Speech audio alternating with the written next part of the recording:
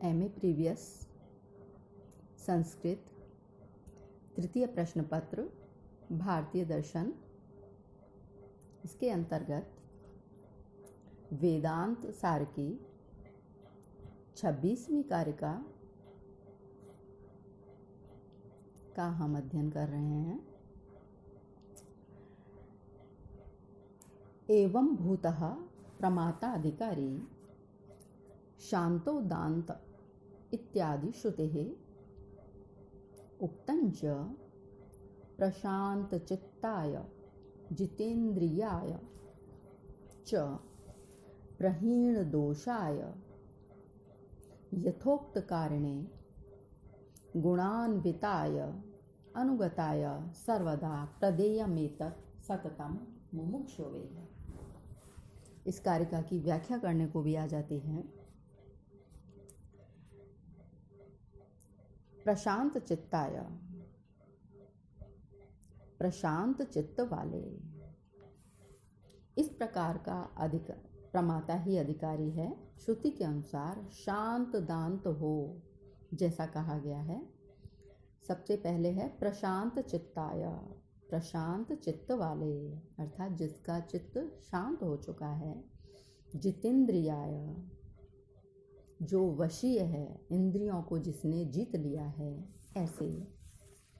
प्रहीण दोषाय, जिसके दोष दूर हो चुके हैं, अर्थात निर्दोष। यथोक्त कारणे, काम्यादि निर्दिष्ट कर्मों को करने वाले। यथोक्त यानी जैसा कहा गया है वैसे शास्त्र विहित कर्मों को करने वाले। गुणान्विताय, विवेक आदि गुण संपन्न, गुणों से युक्त। अनुगताय, अर्थात आचार इत्यादि का अनुगमन करने वाले, अपने बड़ों का, पूजनीयों का, आचार्यों का अनुगमन करने वाले।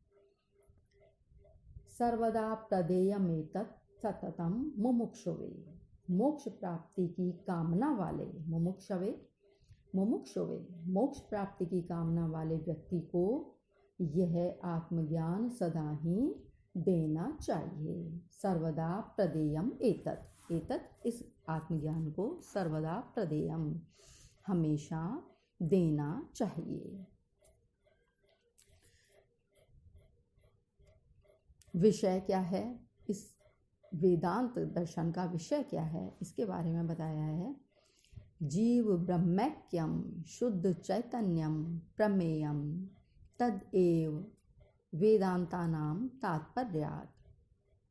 इस वेदांत सार का विषय जीव और ब्रह्म का एक होना, सर्वज्ञत्व और अल्पज्ञत्वादि विरुद्ध धर्मों से विमुक्त शुद्ध चैतन्य का ज्ञान है। इसका विषय है जीव और ब्रह्म का ऐक्य। यही इसका विषय है कि जीव और ब्रह्म एक हैं।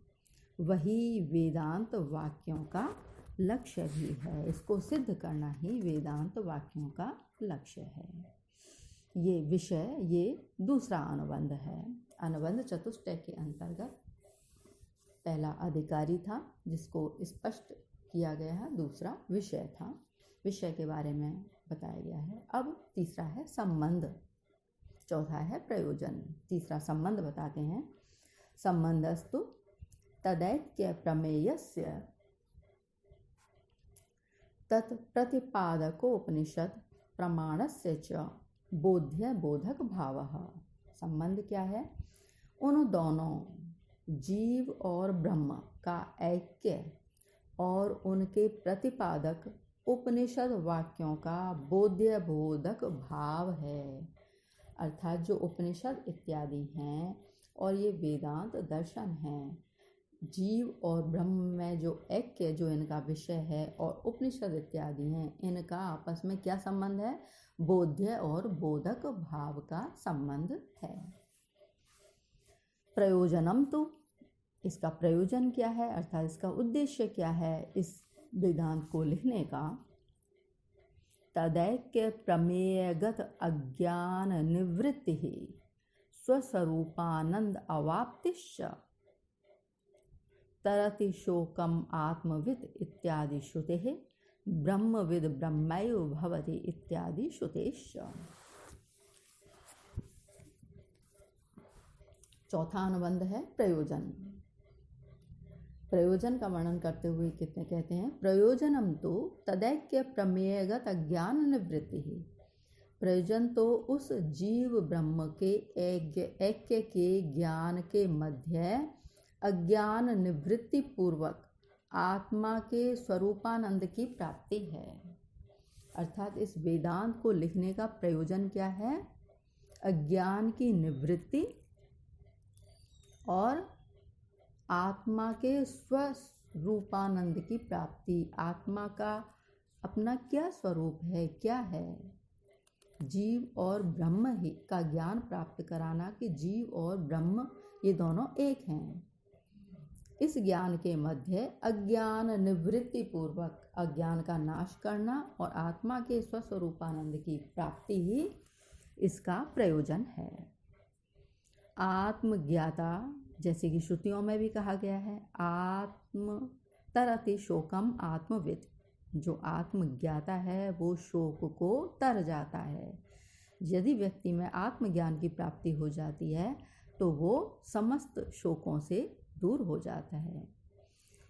जैसे कि व्यक्ति को मृत्यु का भय होता रहता है, लेकिन जब वो ये जान लेता है कि आत्मा तो अमर है, उसकी मृत्यु तो हो ही नहीं सकती, तो वो उस भय से मुक्त हो जाता है। इसीलिए कहा है कि आत्मज्ञाता शोक से तर जाता है इत्यादि श्रुते है, ऐसा कि श्रुतियों में कहा गया है। और दूसरा वाक्य है ब्रह्मविद ब्रह्मैव भवति इत्यादि श्रुतेश्च। ये भी श्रुतियों में कहा गया है कि जो ब्रह्म ज्ञाता है वो ब्रह्म ही हो जाता है।